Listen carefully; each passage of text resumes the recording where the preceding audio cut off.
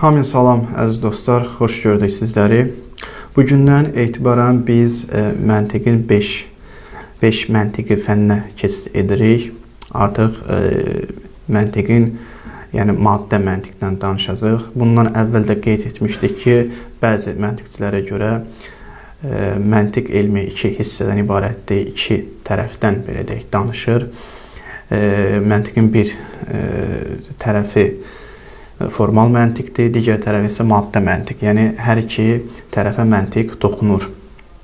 Amma bəzi məntiqçilər də qeyd etmişdik, xeyr, məntiq ancaq formal məntiqdən ibarətdir. Digərləri, yəni maddə məntiq bu artıq insanların öz öhdəsinədir. Yəni burada məntiqin bir sözü yoxdur. Bu mənada sözü yoxdur ki, yəni məntiq o barədə bir bəhs etmir. Amma dediyimiz kimi bəziləri, məsələn, İbn Sina kimi və Şeyx İşraq Söhrəverdi kimi bu kimi alimlər bu fikirdədirlər ki, məntiq iki hissədən ibarətdir və məntiq, yəni maddə məntiq formal məntiqdən daha mühümdür. Çünki biz qeyd etmişdik, bir misal demişdik, ev misalın. Evin bir surəti var, forması var, bir də evin bünövrəsi var. Surət nə qədər surəti yaxşı olsa da, amma bünövrəsi güclü olmazsa, yəni bünövrəsi pis olarsa, təbii ki, bu ev dağıla bilər. Burada da biz formal məntiqi öyrənsək də, əgər maddə tərəfinə fikir verməsək, nə qədər də formal məntiqdə, yəni o məntiqin keyfiyyətidir, o sillogizmin keyfiyyəti, kəmiyyəti, məsələn, iqrari olmalıdır, bir kiçik müqəddimə və yaxud da inkari, xüsusi, ümumi bu kimi keyfiyyət və kəmiyyətlərə diqqət etsək də, amma maddəsində problem yaransa, təbii ki, o surətin heç bir faydası olmayacaq. O düzülüşün, sillogizmin, quruluşun heç bir faydası olmayacaq. Və ona görə də maddə məntiq də çox mühümdür. Bunu biz öyrənməliyik. Burada bir məsələni qeyd etmək lazımdır ki, maddi məntiq deyəndə, təbii ki, məntiq elmi bizə gəlib maddi məntiqi öyrətmir. Öyrətmək, yəni məntiq gəlir, maddi məntiqdən danışır. Bu mənada ki, hər hansı bir sillogizmdə məsələn, müqəddimələr gətiririk, sonra nəticə əldə edirik. Bu müqəddimələrin maddəsi nədən ibarət olmalıdır, necə olmalıdır? Məntiq bizə bunu gəlib öyrədir. Nəinki bizə öyrədir ki, burada məsələn bu müqəddimədən istifadə et. Tutaq ki, məsələn, aksiom, belə deyək, sillogizmin müqəddimələri, oradakı biz hökm gətiririk, kiçik müqəddimədə, böyük müqəddimədə hökmlər gətirib nəticə əldə edirik, o hökmlər vasitəsilə yeni bir hökm əldə edirik. Burada biz mütləq olaraq kiçik və böyük müqəddimədə aksiom olan müqəddimələrdən, hökmlərdən istifadə etməliyik. Məntiq bunu gəlib bizə öyrədir. Nəinki, məsələn, tutaq ki, deyək ki, filan birinci müqəddimədə, kiçik müqəddimədə bundan istifadə edir. Məsələn, mən deyirəm ki, Əhməd insandır, bütün insan düşünəndir, deməli, Əhməd düşünəndir. Məntiq mənə gəlib öyrətmir ki, burada, məsələn, Əhməd insandır, bəli, Əhməd insandır, bu aksiyondur. Xeyr, bunu mən zaten bilirəm. Bunun başqa elmlər, başqa şeylər vasitəsilə bilirəm. Və yaxud da yuxarı, məsələn, məsələlərə keçid etsək, bəzi məsələlər var ki, biz onları fəlsəfədən öyrənirik. Əqli məsələləri bəzən fəlsəfədən öyrənirik, fəlsəfə elmindən bilirik. Məntiq isə gəlib bizə qeyd edir ki, bu müqəddimələri, kiçik və böyük müqəddimələrə bildiyin aksiom olan hökmləri ora tətbiq edər, ondan istifadə et. Aksiom olmayan hökmlərdən istifadə etmək, indi bunlar yavaş-yavaş keçəndə biləcəyik aksiomlar neçə cür olur. Məntiq sadəcə bunu öyrədir. Necə istifadə etməliyik? Bunu öyrədir. Nəinki gəlib deyir ki, bu hökm aksiyomdur. Bunu biz digər elmlər vasitəsilə bilirik. Digər bir məsələ də qeyd etmək lazımdır ki, təbii ki, burada maddə deyəndə məntiq elmin hər iki predmeti, tərif və əqli nəticəyə də aid olur. Yəni, bunların maddələri olur. Maddələr nədən ibarətdir? Bunları gələcək dərsdə deyəcəyik. Və qeyd etmək lazım ki, Aristotel klassik məntiq deyəndə, yəni Aristotel məntiqi. Klassik məntiqdə biz keçən bəhslərdə demişdik ki, Aristotel adətən onun məntiqi formal məntiqdən ibarətdir. Əlbəttə, daha çox belə deyilir ki, formal məntiqdən ibarətdir. Biz onu qısa olaraq qeyd etdik, saxlamışdıq ki, bu dərsdə daha geniş danışaq. Ola bilər Aristotel daha çox formal məntiqdən bəhs eləsin. formal məntiqə toxunsun. Amma bu o demək deyil ki, Aristotel qətiyyən maddə məntiqdən danışmayıb, toxunmayıb. Xeyr, bu səhv bir fikirdir. Aristotelin bəzi kitabları var ki, özü orada gəlib maddə məntiqə də işarə edib. Məsələn, tutaq ki, Aristotelin bir kitabı 10 kateqoriya kitabı var. Demək, 10 kateqoriya kitabında burada təriflərin materiallarından, maddələrindən danışır. 5 fənnə aid olan əsərlər də var ki, burada əqli nəticənin materiallarından danışır. Material, yəni müqəddimələrin materialları, bir növ deyək, maddəsi, məzmunu. Xülasə, demək, məntiq elminin bəhsi iki hissədən ibarətdir. Bir, dediyimiz kimi, formal məntiqdir. Surətdən hökmləri necə düzməlisən və əqli nəticə əldə etməlisən o hökmlərə uyğun. Və bir də ki, maddədən, maddə yəni məzmunu, hər bir müqəddimənin məzmunu var, materialları var. Bir növ belə deyək, onların maddəsi necə olmalıdır. Və bu bəhsdə, bu yeni bəhsdə 5 məntiqi fəndə bizə məntiq materiallar verir ki, biz müqəddimələrdə bu materialları tətbiq edirik. 5 məntiqi fən deyəndə, adından da göründüyü kimi 5 məntiqi fən. Burada 5 dənə bizim dərsimiz olacaq. 5 dənə dərsimiz deyəndə, yəni 5 dənə mövzu ətrafında bəhs eləyəcəyik. Birinci sübutdur, bürhan da deyərlər buna. İkinci polemikadır ki, Aristotel də öz əsərlərində polemika bəzən topika da deyir. Topika. Üçüncü, sofistika barəsində danışacağıq. Dördüncü, şeir, poetika, bu barədə danışacağıq. Və beşinci də ritorika, xitabət də deyirlər ki, adətən bunlar bir növ insanlar bunlar vasitəsilə müqəddimələr qurub əqli nəticələr əldə edirlər. Sofistikada da məsələn bu var. Onu öyrənməliyik ki, bunlar nədən istifadə edirlər ki, onları yəni çaşqınlıqda qalmayaq, bir növ öyrənməliyik, onların yolunu necə bizi çaşqınlığa salır ki, biz də bu onların silahı ilə, onların əleyhinə istifadə edə bilərik. Bir növ deyək, onların ifşa edə bilərik, onların o sirlərini ifşa edə bilərik. Həmçinin polemika, sübut, bu 5 dənəsindən yavaş-yavaş bəhs eləyəcəyik, danışacağıq. Amma ilk olaraq birinci, bugün qısa bir giriş etməliyik və həmçinin də bu 5 dənə dediyimiz məharət, 5 məntiqi fənnin, bunların hər birinin müqəddimələrinin materiallarından danışacaq. Sübutdan danışanda, polemikadan danışanda, bunların müqəddimələr qurub əqli nəticə əldə edəndə, bu müqəddimələrin hər birində təbii ki, bu 5 dənəsinin içərisində müqəddimələrin materialları var ki, o materiallardan danışacaq ki, materiallar necə olmalıdır ki, biz də gələk bunu məsələn sübutda, polemikada və yaxud da sofistikada məsələn tətbiq eləyək. Və yaxud da xitabətdə. Tətbiq eləyək deyəndə belə qeyd eləyək ki, indi təbii ki, sofistikada məsələn səhv formada tətbiq olunur, materialları səhv olur, biz düzəliş etməliyik ki, səfsəfəsliyə düçar olmayaq. İlk olaraq dostlar, buradan başlamaq istəyirik ki, biz elmlə imanın fərqini qeyd etmək istəyirik. Bunun bizim bəhsimizlə əlaqəsi var. Girişimiz ilk olaraq dediyimiz kimi 5 fənnin materiallardan danışacağıq, aksiyonlardan. Birinci aksiyondan danışacağıq, yəqini demək də olar.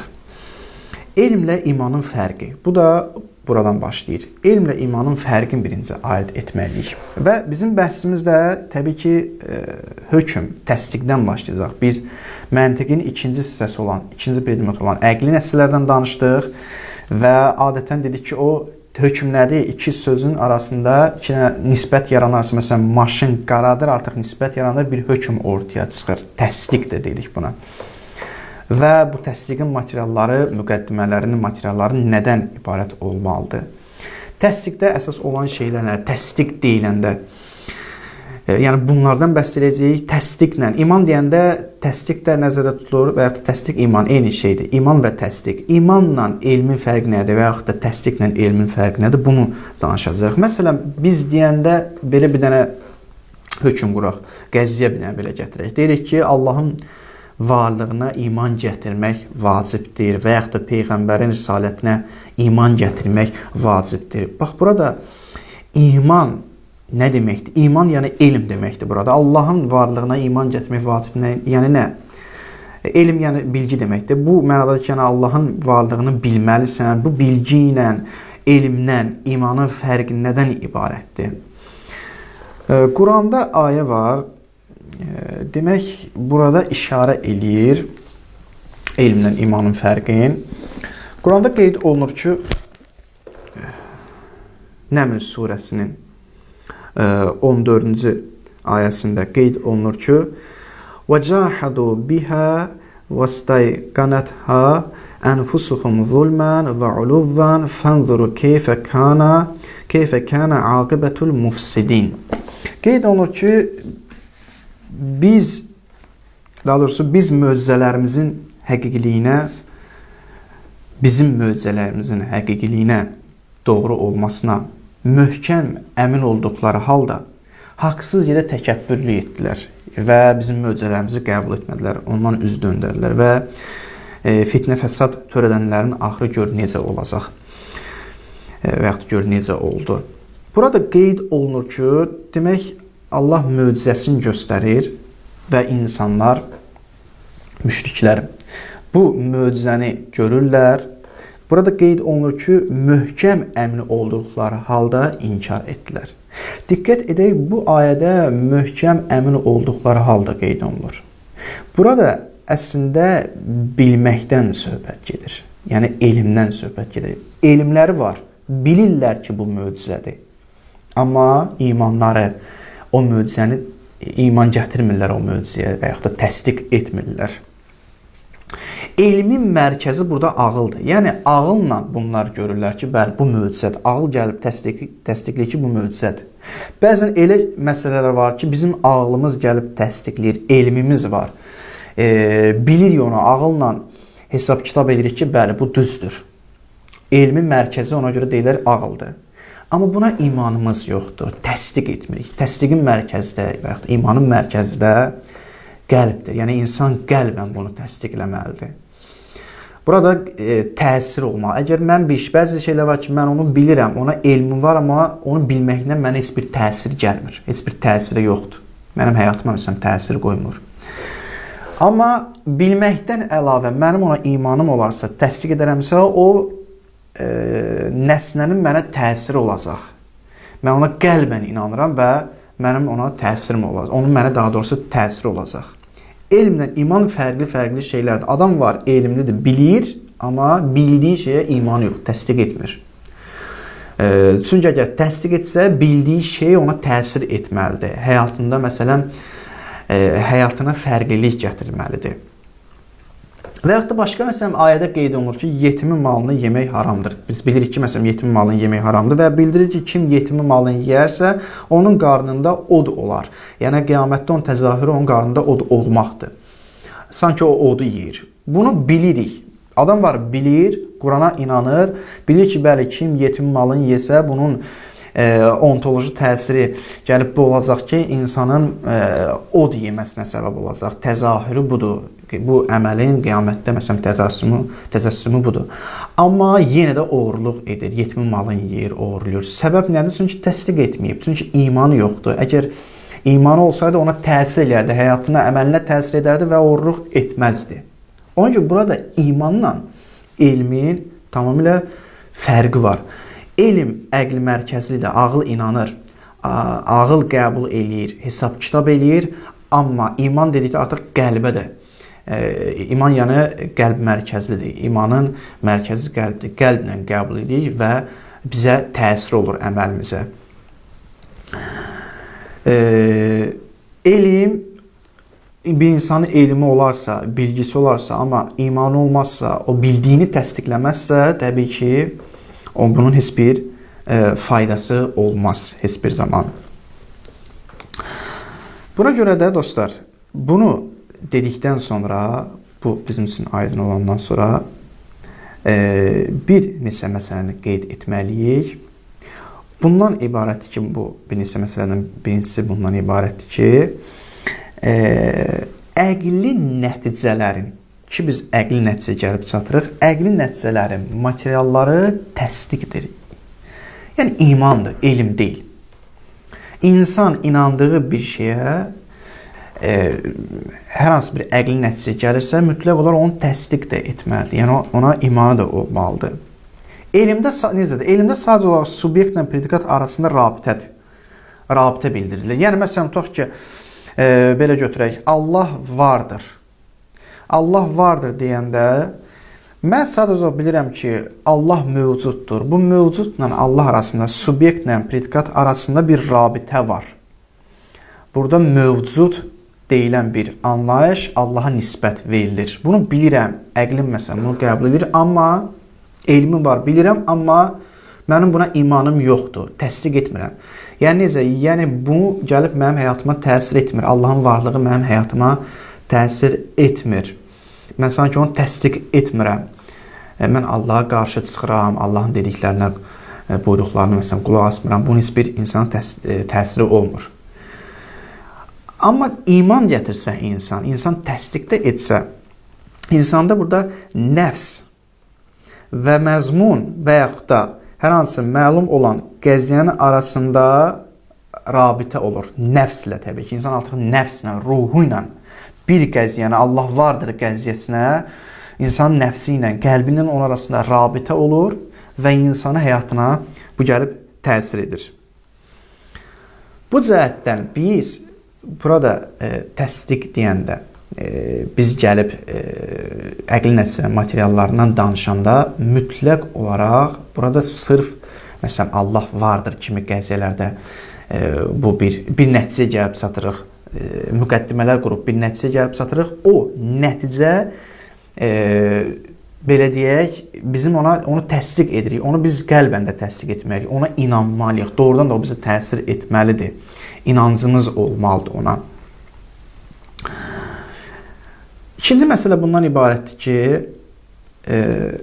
bəzi qəziyyələr var ki, onlara mütləq olaraq dəlil lazımdır. Yəni, dəlil vasitəsilə o qəziyyəni isbat etməliyik. Allah vardır qəziyyəsi tutaq ki, bunun isbatı üçün dəlil lazımdır. Amma bəzi qəziyyələr var ki, onları biz qəbul edirik. Belə deyək, bəzi qəziyyələr var ki, onları təsdiq etmək üçün, o qəziyyəyə iman gətirmək üçün mütləq olaraq dəlillə isbat olmalıdır ki, o qəziyyə doğrudan da Allah vardır, məsələn, qəziyyəsi doğrudan da doğru bir qəziyyədir. Bunu dəlillə isbat etməliyəm ki, mən onu təsdiq edə bilim. Həqiqətən də o mənə bir növ belə deyək, təsir edə bilsin. Amma bəzi qəziyyələr var ki, onlara dəlilə ehtiyac yoxdur. Biz onlara iman gətiririk, təsdiq edirik. Həyatımızda təsiri var. Doğrudan da o qəziyyəyə uyğun rəftar edirik həyatımızda. Amma heç bir dəlil olmadan, o qəziyyəni heç bir dəlil olmadan təsdiqləmişik. İman var, təsdiqləmişik, dəlil yoxdur. Məsələn, paradoks. Paradoks qeyri-mümkündür. Hamı bunu qəbul edir, bəli, paradoks qeyri-mümkündür. Bir kitab burada həm var olsun, eyni anda, həm yox olsun, bu mümkün deyil, bu paradoksdur. Hamı bunu qəbul edir və buna inanmışıq, həyatımızda da bunun təsiri var. Necə yəni təsiri var? Elə bizim rəftarımız bundan ibarətdir. Biz yəni paradoksu qəbul etmirik. Həyatımızda qeyri-mümkün baxırıq buna, bizə təsiri var. Yəni kimsə desə ki, bu kitab həm buradadır, həm burada deyil, mən onu qeyri-mümkün sayacağam. Praktik olaraq bu qeyri-mümkündür, təsir edib mənə. Lakin hansı dəlillə əsasən paradoks qeyri-mümkündür? Heç bir dəlil. Dəlilə ehtiyac yoxdur. Bəzi qəziyyələr var ki, onların dəlil vasitəsini sabit etməyə ehtiyac yoxdur. Onlar zatən açıq-aşkardır. Paradoks kimi. Amma bəzi qəziyyələr var ki, məsələn, Allah vardır, Allah mövcuddur. Bu kimi qəziyyələrə artıq dəlilə ehtiyac var. Və nəzəri olan, bədihi olmayan, aşkarı olmayan qəziyyələri mütləq olaraq biz bədihi olan qəziyyələrə söykəndirməliyik, isbat etməliyik. Məsələn, paradoks. Bütün qəziyyələr Allah vardır, filan şey vardır, falan filan. Məsələn, bu qədər qəziyyələr var. Bunların hamısı nəzəri təbii ki. Nəzəri olan qəziyyələr gəlir, söykənir, bədihi olan bir qəziyyə söykənməlidir. Yəni, aksiom olan qəziyyə söykənməlidir, belə desək. Paradoks qeyri-mümkündür. Ona görə alimlər qeyd edirlər ki, bütün qəziyyələrin ən başında gəlib paradoks qeyri-mümkündürə söykənir və bütün qəziyyələr onun vasitəsinə ilk başda odur. Hamısı qayıdır ona. sonra paradoks qeyri-mümkünə qayıdır. Bu qəziyyə vasitəsilə digərləri isbat olunur. Yəni bunlar nəzəri olan qəziyyələr qayıtmalıdır bədii olan, aşkar olan qəziyyə, paradoks qeyri-mümkündürə. Bunun vasitəsilə ora söykənməlidir. Başlanğıcı bir yerə söykənməlidir ki, onun vasitəsilə bu nəzəri olan qəziyyələr bədiiyyət çevrilə bilsin. Yox, əgər desək ki, başda olan heç bir bədii olan qəziyyə yoxdur, onda burada belə deyək, təsəlsül deyirlər buna. Yəni burada silsilə yaranacaq. Yaxşı, əgər paradoksda qeyri-mümkündür qəziyyəsi özü də bədii deyilsə, onda bədii eləmək üçün o da digər başqa bir bədii qəziyyə söykənməlidir. O da bədii olsun, digərləri nəzər olanlar da bədiiyyət çevrilsin, açıq-aşkar olan bir qəziyyə çevrilsin. Ondan paradoks qeyri-mümkündür qəziyyəsindən başqa bir qəziyyə də əgər açıq-aşkar olmasa, onda o da başqasına söykənməlidir. Ondan yuxarıdakı da açıq-aşkar olmasa, bədii olmasa, o da başqasına. Yəni sonda bir dənə bir bədii olan qəziyyə ilə nəticələnməlidir ki, onun vasitəsilə digər nəzəri olan qəziyyələri biz gələk bədiiyyət çevirə bilək. Əks halda təsəlsül yaranacaq, burada silsilə yaranacaq və bu da deməkdir ki, biz heç bir zaman elmə sahib ola bilməyəcəyik.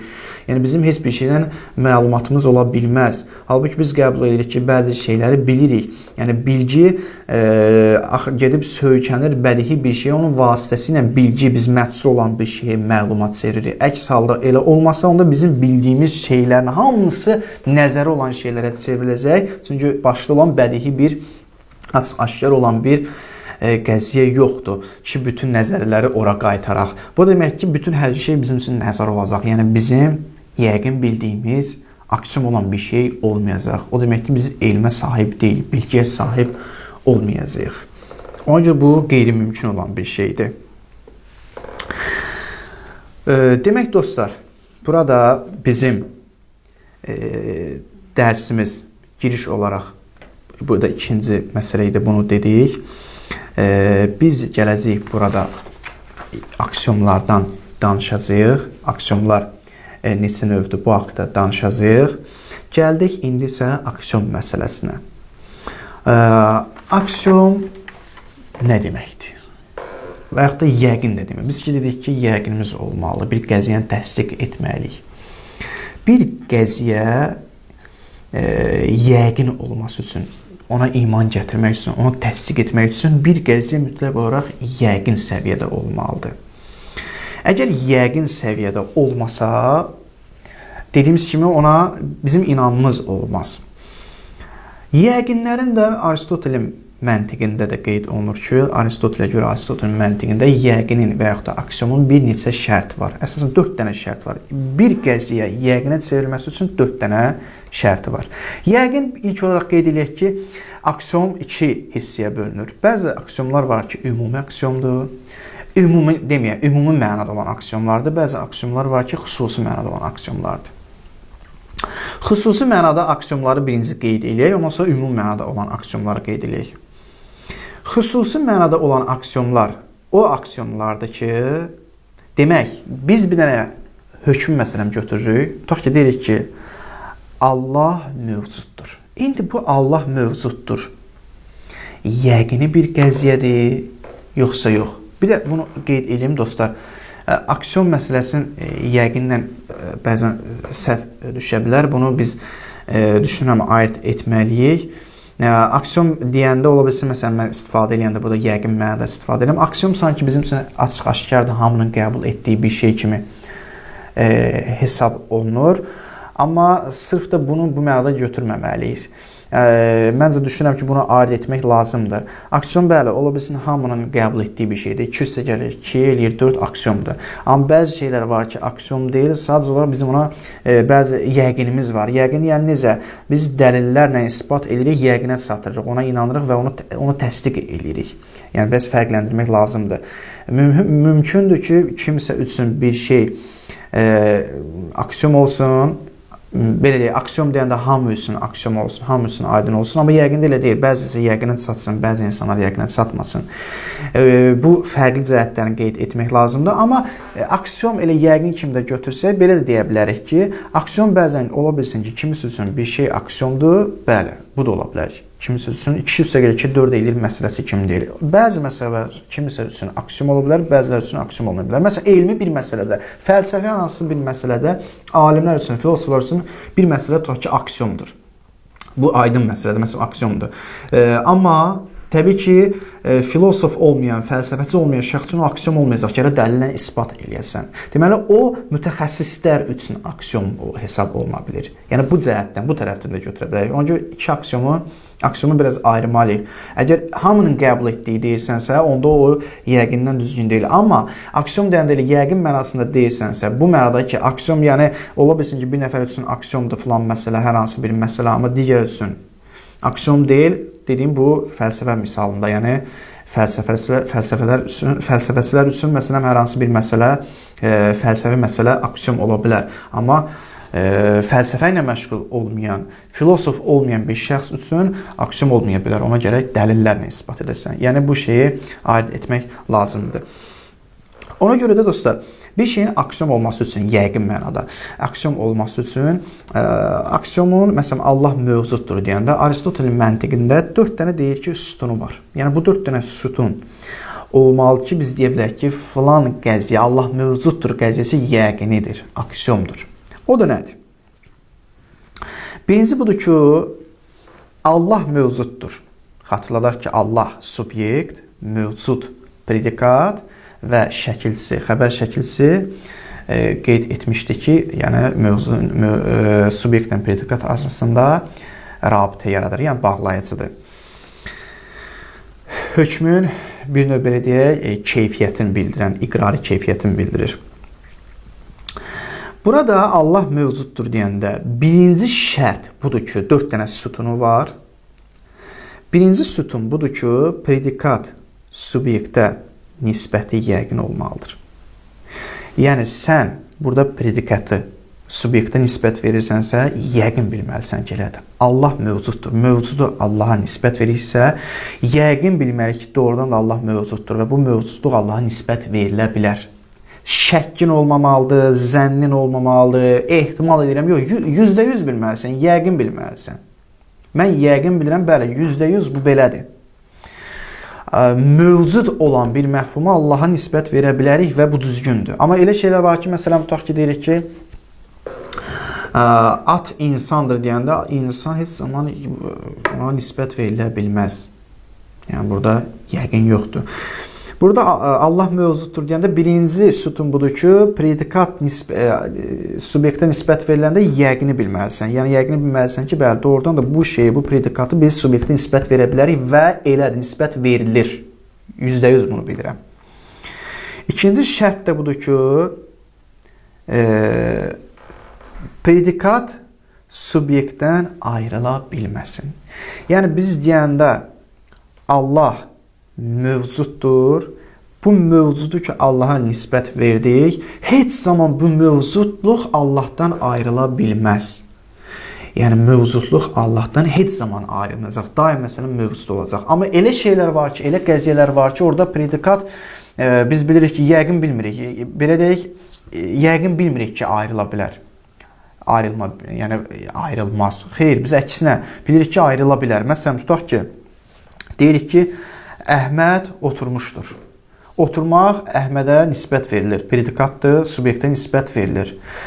Biz təbii ki, burada deyə bilmərik ki, oturmaq olan o Əhmədə ki, nisbət verilir. Oturmaq heç zaman Əhməddən ayrıla bilməz. Əhməd daim oturacaq. Xeyr, belə deyil. Əksinə, Əhməd nə zaman dursa artıq ondan o oturmaq vəsfi aradan gedəcək.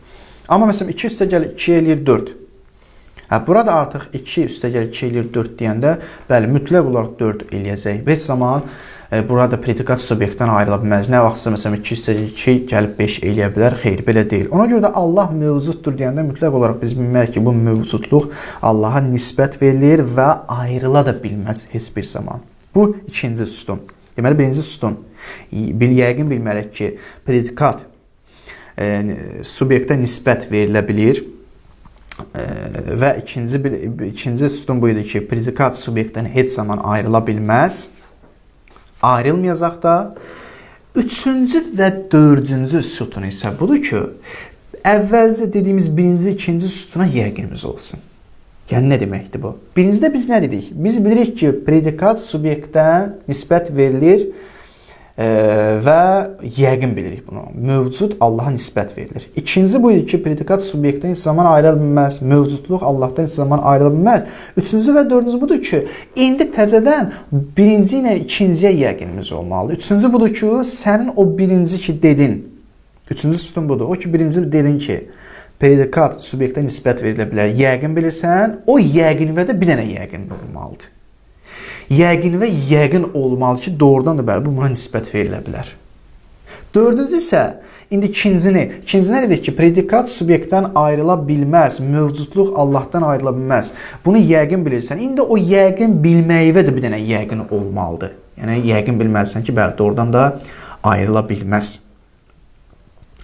Əgər belə olduğu halda, belə olarsa, bəli, bu artıq bir növ təsdiqə çevriləcək, yəni imana çevriləcək. İnsan biləcək ki, doğrudan da belədir və insan həyatına məsələn təsir olacaq.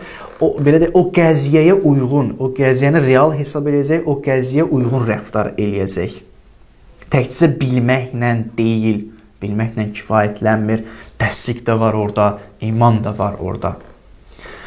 İman da sən bir növ iman da gətirsən, bilirsən ki, doğrudan da bu belədir.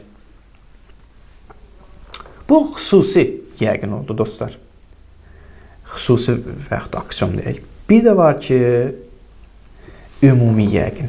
Ümumi yəqin nədir? Ümumi mənada olan yəqin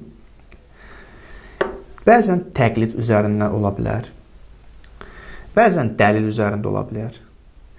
Bəzən reallıqla uyğunlaşa bilər, uyğunlaşmaya da bilər. Ümumi mənada biz artıq predikatın gəlib subyektə nisbət verilməsin və ondan ayrıla bilər, ayrıla bilməz. Mən bunu bilmirəm, dəqiq bilmirəm, yəqinim yoxdur. Amma hələ ki, mən buna ümumi mənada yəqin edirəm. Ola bilsin ki, birinci dediyimiz xüsusi mənada olan yəqin bu idi ki, 4 dənə sütunu var idi və bu 4 dənə sütun varsa, deməli, reallıqla da üst-üstə düşməlidir. Həqiqətlə üst-üstə düşməlidir. Paradoks qeyri-mümkündür, bəli, bu reallıqla üst-üstə düşür. Heç zamanda, belə deyək, reallığa zid ola bilməz və yaxud da dəyişə bilməz, reallığın əksinə ola bilməz. Bu reallıq doğrudan belədir. Amma ümumi olan yəqin, ümumi mənada olan yəqin, ola bilsin, mənim heç bir dəlilim yoxdur, təqlid edirəm. Kiməsə məsələn təqlid etmək, kiminsə sözünə görə məsələn mən onun sözünə yəqinim var görə deyirəm. Amma bu xüsusi mənada yəqin deyil. Yəni mən %100 bilirəm ki, onun sözü heç zaman o sözün dəyişməyəcək, sözü səhv olmayacaq. Xeyr. Mən hələ ki onun dediyinə inanıram. Ola bilsin ki, o nə vaxtsa səhv olması üzə çıxsın. Və yaxud lap dəlillə, mən elə bir şey dəlil gətirirəm ki, bir qəziyyə üçün. Dəlil mənə deyir ki, bu məsələ, bu qəziyyə budur. Belə olmalıdır. Amma mənim buna xüsusi mənada yəqinim yoxdur. Çünki ola bilsin ki, başqa bir dəlil gəlib mənim dəlilimi aradan aparsın. Və yaxud da mən bilmirəm ki, mənim bu inandığım şey reallıqla üst-üstədir, yoxsa yox, üst-üstə düşür, yoxsa yox. Amma mən hələ ki, yəqinim budur. Gələcəkdə ola bilər, məsələn, fikrim dəyişsin. Hələ ki, yəqinim bunadır. Gördüyümüz kimi, bu xüsusi mənada olan yəqinin tamamilə fərqlidir. Xüsusi mənada olan yəqin heç zaman dəyişmir. Reallıqla üst-üstə düşür. 4 dənə sütunun yerindədir. Amma burada 4 dənə sütunun yerində deyil. Mən buna inanıram. Yəqin bilirəm. Hələ ki, mən belə başa düşürəm ki, burada predikat subyektə nisbət verilə bilir. Ola bilsin, başqa bir dəlil olsun. Mən səhərsi gün deyim ki, məsələn, predikat subyektə nisbət verilə bilməz və ya predikat subyektdən ayrıla bilər. Məsələn, tutaq ki, belə qeyd eləyək, fərz edək. Belə bir misal deyək. Bir adamdır, məsələn, bir insandır. Tutaq ki, dini falan yoxdur, dinə inanmır. Amma o gəlib deyir ki, mümkündür ki, cin olsun. Mən cinin olmasına inanıram. Nəyə əsasən? Filan kəslər, məsələn, filan alimlər isbat ediblər ki, hə, cin var. Amma mən bunu bir dəlillə gəlməmişəm. Onların sözlərinə inanıram. Ola bilsin ki, bəli, səhərsi gün cin vardır, cin mövcuddur. Bu mövcudluq cindən ayrılsın və həqiqətdə cin olmasın və yaxud da nisbət verilməyə düzgün olmasın, mövcudun cinə nisbət verilməsi düzgün olmasın. Yəni, dəyişilə bilər. Mən təqlid üzərindən bunu edirəm. Xüsusi mənada yəqindirsə, xeyr, dəlil olmalıdır. amma elə bir dəlil ki, predikatla subyekt, o 4 dənə dediyimiz sütunlar hamısı yerində olmalıdır. Bəli, bu da ümumi mənada olan yəqinlər. Təbii ki, dostlar, bir məsələni də qeyd etmək lazımdır ki, bəzən insan ola bilər ki, təqlid etsin ki, məsələn, kimsə sözünə təqlid edərək qəbul etsin, bir məsələni qəbul etsin, amma o xüsusi mənada olan yəqin olsun. Yəni, ümumi mənada olan yəqin olmasın. Axı, biz dedik ki, o xüsusi mənada olan yəqin olmur, sən heç bir dəlil olmadan onun dəlilinə istinad elədin, amma bilmirsən ki, o yəqində ola bilsin ki, dəyişə bilər. O 4 dənə sütun aradan getməsinə mümkündür. Çünki dedik axı, sənin yəqinin yoxdur ki, predikat subyektdən ayrıla bilər, yoxsa yox. Sən sadəcə hələ ki, buna gəlib çatmısan. Buna bir növ, belə deyək, hələ ki, ümumi mənada buna yəqinən var. Bəzi təqlid istisnadır. Məsələn, İslam dinində məsumların sözlərinə inanmaq, məsumlara sözlərini qəbul etmək, bu təqlidi bir söz. Təqliddir bu. Biz özümüz araşdırmalı, bəzi şeyləri araşdırmırıq, məsumların dini ilə mötəbər sözlərinə, yəni mötəbər hədislərə istinadən onların sözlərini qəbul edirik. Bəs bu təqlid deyilmi? Amma buna biz xüsusi mənada yəqinimiz var ki, deyir ki, heç vaxt dəyişilə bilməz. Bəli, bəzi insanlar istisnadır, çünki məsumlar reallıqla xəbərdardırlar, yəni reallıqdan xəbərləri var, həqiqətləri dəqiq şəkildə bilirlər, həqiqətləri dəqiq şəkildə bildiklərinə görə onların sözləri hamısı həqiqətə uyğundur və burada subyektlə, predikatla subyekt bir-birindən ayrıla bilməz. Çünki onların dedikləri biz isbat etmişik. Təbii ki, indi İslam inancında olan şəxslər, Peyğəmbər məsələn, İslam Peyğəmbəri bir söz deyir, mən ona yəqinim var, %100 bilirəm ki, elədir və heç zaman burada predikat subyektdən ayrıla bilməz. Bu Peyğəmbərdir, Peyğəmbər həqiqətdən xəbərdardır, adi alim deyil ki, məsələn, deyim ki, səhv eləyə bilər. Adi alimin həqiqətdən xəbəri yoxdur, reallıqdan xəbəri yoxdur. Yəni, həqiqət nədən ibarətdir? Xəbəri o araşdırır, araşdırma vasitəsinə çata bilir. Ola bilsin, bəzi araşdırması səhv olsun. Amma məsumlar vəhy alırlar, Peyğəmbər vəhy alır, Allah tərəfindən vəhy olunur və o həqiqət ki, Allahın yanındadır, Allah o həqiqəti ona çatdırır. Ona görə də bu kimi təqlidlər istisna ola bilər. Bu kimi təqlidlər daha doğrusu istisnadır. Bunlar artıq bu kimi təqlidlər xüsusi mənada olan yəqindən hesab olunur. Dərsimiz bura qədər, dostlar. Bu da yəqinin qismləri idi. Qismləri deyəndə iki formada Aristotelin dediyi yəqin həmin o yəqindir ki, 4 dənə sütunu olmalıdır. Bu 4 dənə sütun əsasında yəqin mümkünləşə bilir. Və ona görə biz burada iman, təsdiq, iman elm məsələsini gətirdik ki, bəzi şeyə bizim elmimiz ola bilər, amma ola bilsin ona yəqinimiz olmasın, təsdiq etmək onu. Və bu 4 dənə sütun vasitəsinə insan təsdiq edir, artıq yəqinə çatır. İnsan bilir ki, doğrudan da bu şey, bu qəziyyə reallıqla üst-üstə düşür və onun həyatına təsir edir. Təsir etməkdə bir dənə də bir məsələni də qeyd edeyim. Bəzən təsiri əməli mənada götürməyək. Yəni, əxlaqi təsirlər kimi götürməyək. Yəni, təsir edir bu mənada ki, mən əməl etməliyəm, mənə təsir edir, əməl etməliyəm. Yox, qəlbi inamdan söhbət gedir. Təsir sırf biz əməli mənada götürməyək. Mən bu 4 dənə sütun varsa, bir qəziyyədə Allah mövcuddur qəziyyəsində, bu 4 dənə sütun varsa, deməli, mən qəlbən inanıram. Necə ki, paradoksun qəlbən yəqindəyəm ki, doğrudan paradoks qeyri-mümkündür. Və yaxud da belə deyək, qatıq məsələn ağdır. Mən yəqin bilirəm ki, qatıq ağdır. Qəlbimlə buna inanıram. Bu təsdiqdir. Qəlbimə yəni təsir edir bu qəziyyə. Buna inanmaq qəlbimə təsir edir. Qəlbən buna inanıram. Yəni, bu mənada demək istəyirik ki, nəinki sırf əməli bir şey kimi. Burada nəsə əməl edilməlidir. Yox, bəzi şeylər ki, əməli deyil, amma ona inanırsan, imanım var. Təsdiq edirsən qəlbən. Amma o birisi dediyimiz iş isə o başqa şeydir. O birisi dediyimiz isə bu idi ki, artıq qəlbən bilmirəm. Əqllə bunu təsdiqləyirəm. Əqllə bilirəm ki, məsələ budur. Əqllə bilirəm ki, Allah vardır. Məsələn, deyək.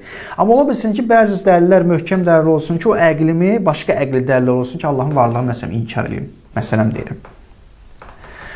Qəlbən isə paradoks qeyri-mümkündür, heç bir dəlilə ehtiyac yoxdur. Bunu qəti şəkildə bilirəm. Mənim üçün bu aydındır. Dəlil də olsa, bu elə bir dəlildir ki, açıq-aşkar bir dəlildir. Bu qədər dostlar. İnşallah gələn dərsdə başqa mövzulara bu mövzunu davam edəcəyik. Sağ olun dostlar. Salamat qalın. Elhamdülillah Rabbil alemin.